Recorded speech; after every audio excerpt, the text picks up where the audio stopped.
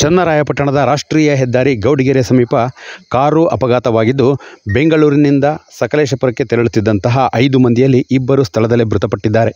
ಇನ್ನು 3 ಮಂದಿಗೆ ಗಾಯವಾಗಿದ್ದು, ಅವರನ್ನು ಚನ್ನರಾಯಪಟ್ಟಣದ ಸರ್ಕಾರಿ ಆಸ್ಪತ್ರೆಗೆ ದಾಖಲು ಮಾಡಲಾಗಿದೆ.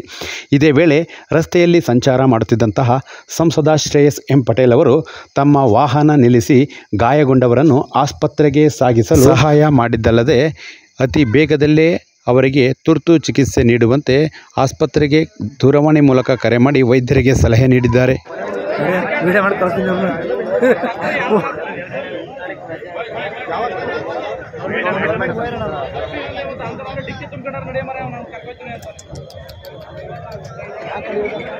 ಮಂಜು